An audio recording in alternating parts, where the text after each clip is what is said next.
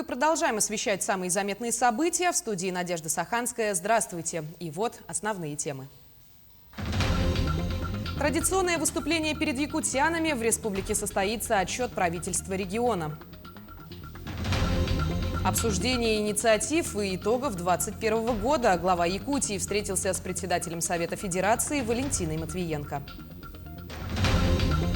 Сохранение родного языка и ход в ногу со временем. Редакторы районных СМИ Якутии отмечают День российской печати.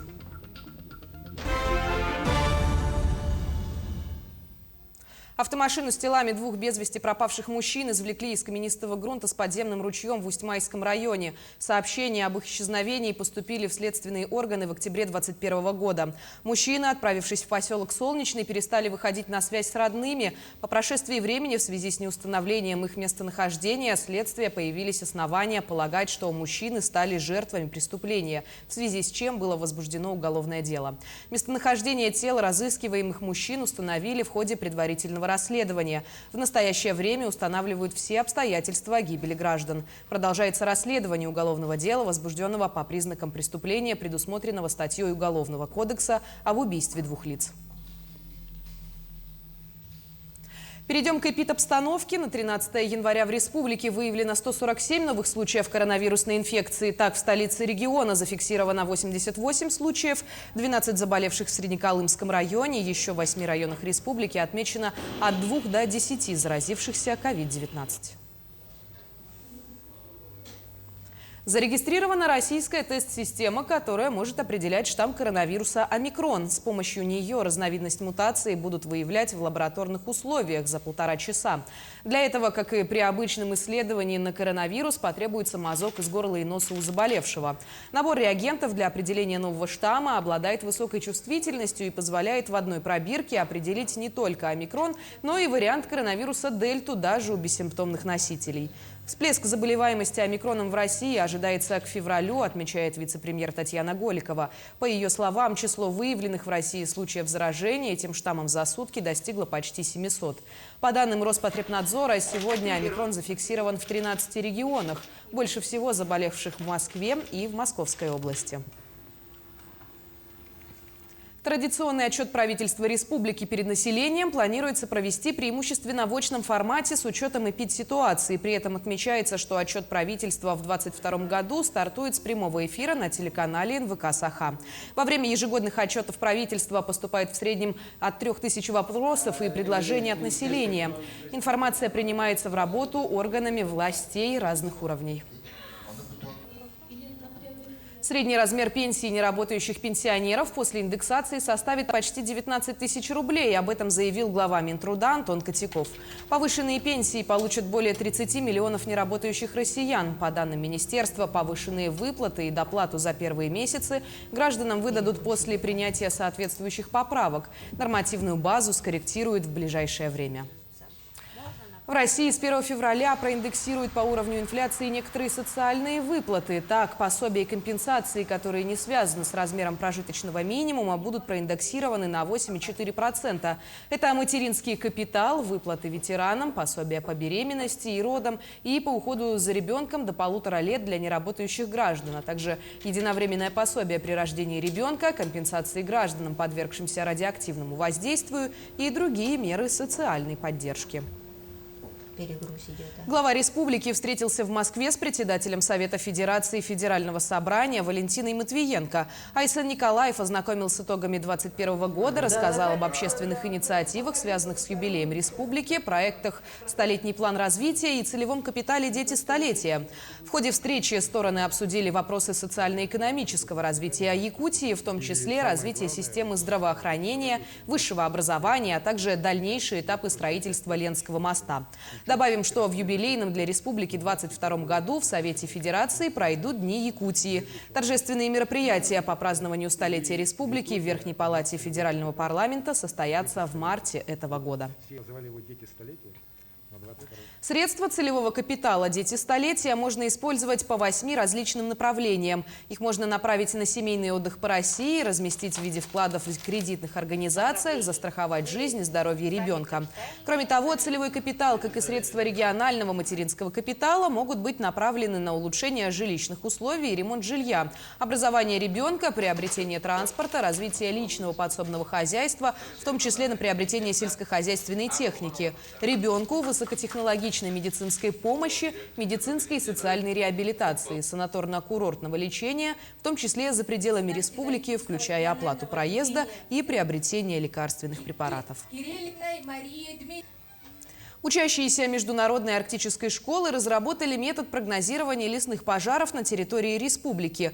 Данный проект ребята представили и защитили на научно-практической конференции «Шаг в будущее». Подробнее о проекте расскажет Марфирина Алексеева. Для изучения и анализирования природных возгораний ребята выбрали горный Улус. Период наблюдения и анализа стали возгорания с 2014 по 2021 год. Тема весьма актуальна, а выбранная территория печально показательна. Ведь в 2021 году лесные территории горного Улуса пострадали в 2 раза больше, чем за прошедшие 8 лет вместе взятые. Я изучал при помощи космоснимков окрестности села Бескёль, и в нем я выяснил, что в одном только Атаманском на слеге сгорело 75% территории. Составить точный анализ ребятам удалось с помощью использования технологий зондирования Земли и географических информационных систем, то есть анализируя архивные космические данные и снимки Земли из таких платформ, как Роскосмос и НАСА. Таким образом, ребята выяснили, что леса Якутии восстанавливаются в течение 6-8 лет, и тогда эти места снова становятся подверженными возгоранию. Также юные исследователи способны узнать, какие территории больше подвержены низовым или верховым пожарам. Используя выведенный метод, ребята составили возможный прогноз на текущий год. Существует риск, что может сгореть 11% территории из-за пожара в Горном Улусе, если будет засушливый год, как в прошлый 2021 год. С помощью выведенной методики ребята автоматизировали получение данных последствий лесных пожаров в Центральной Якутии по данным снимков. В настоящее время имеется уже готовый продукт в виде облачной платформы и приложения Quantum GIS.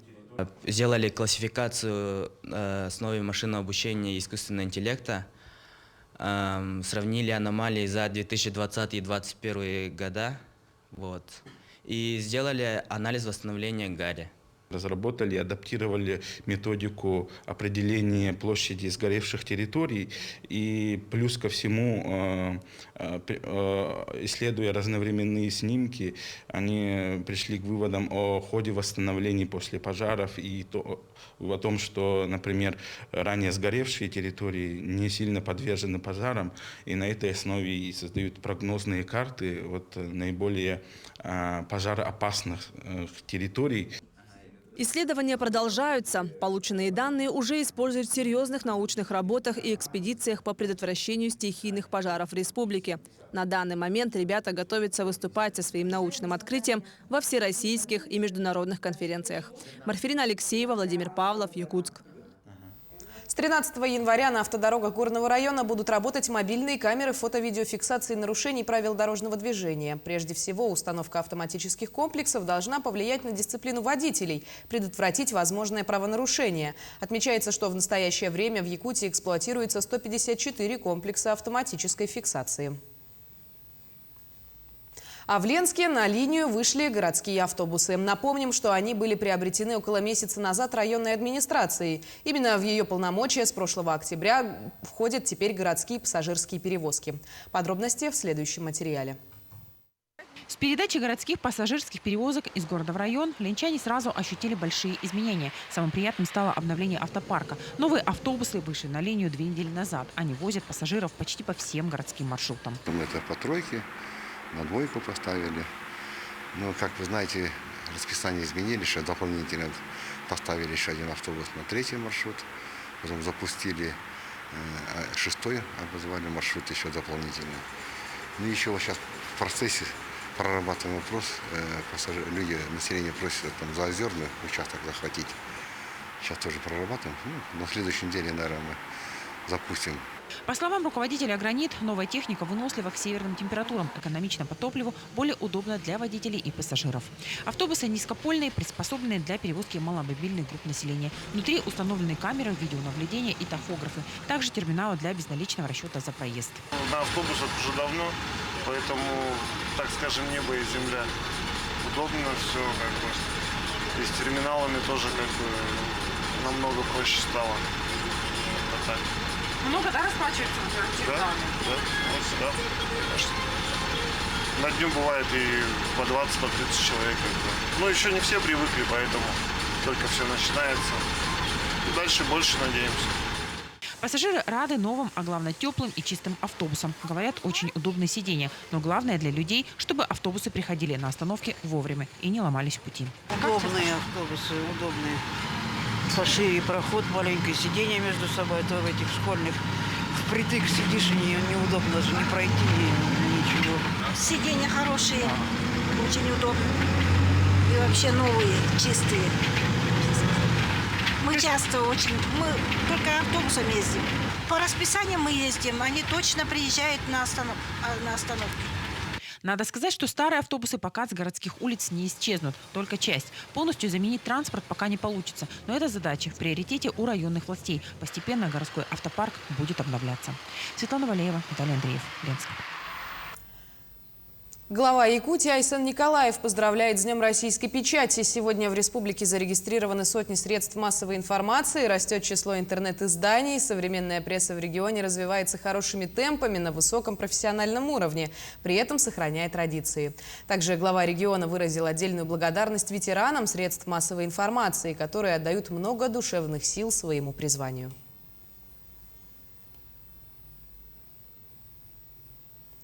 Сохранять родной язык, повышать престиж печатных изданий и при этом идти в ногу со временем – такие задачи перед собой видят редакторы районных СМИ Якутии. Сегодня, в День российской печати, они встретились с руководителем администрации главы и правительства республики Георгием Михайловым. Журналисты задавали волнующие вопросы, касающиеся поддержки улусных газет и журналов, обновления материально-технической базы. Кроме того, поделились успехами в создании информационных порталов и оперативных площадок в социальных сетях. За добросовестную работу редакторам вручили республиканские награды. Газеты, они и журналы, они всегда, вот они есть перед нами. Берешь в руки и читаешь. Даже пусть газета выходит в четверг или пятницу, человек берет и читает. Нам тоже нужно изменять свою деятельность, свою работу, так как надо идти со временем в ногу и создавать социальные сети. И так и делается. Сейчас во многих редакциях есть свои сайты, свои аккаунты в социальных сетях, есть подписчики, но именно периодическая печатная должна жить. Ей велено жить, потому что все-таки это история. К этому часу пока все. Хорошего дня.